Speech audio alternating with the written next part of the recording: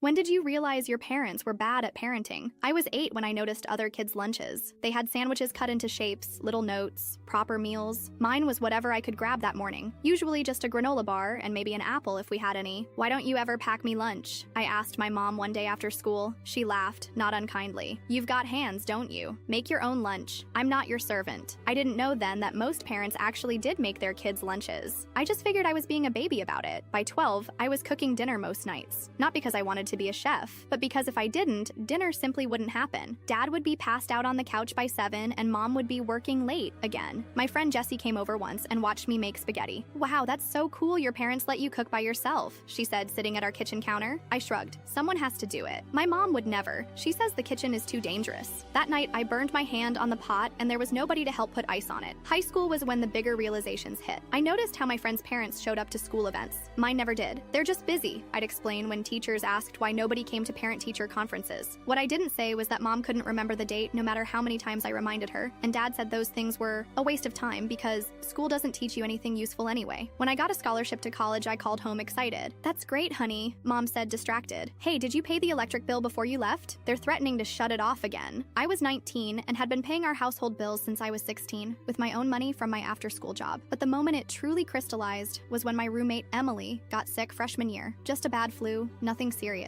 But her mom drove 3 hours to bring her homemade soup and medicine. She stayed the weekend, doing Emily's laundry and making sure she was comfortable. I watched this bewildered. Your mom came all this way just because you have a cold? Emily looked at me strangely. Of course, wouldn't yours? I laughed so hard I nearly cried. The thought of my mother driving anywhere to take care of me was absurd. When I'd had pneumonia at 16, she'd left me alone for 2 days while she went on a weekend trip with her boyfriend. Not everyone has parents like yours, Emily said quietly, noticing something in my expression. That night, I cried in the shower where no one could hear me. Not because my parents were terrible people. They weren't monsters, just profoundly unequipped for parenting. They were like teenagers who never grew up, expecting their child to be the adult. I think what hurts most isn't the big stuff. It's the little things I missed without realizing. Bedtime stories, band-aids on scraped knees, someone checking if I'd done my homework, a packed lunch with a silly note. Last month, my therapist asked what kind of parent I want to be someday. The opposite of mine, I said automatically. And what does that look like? She pressed. I thought about it. Present. Just present.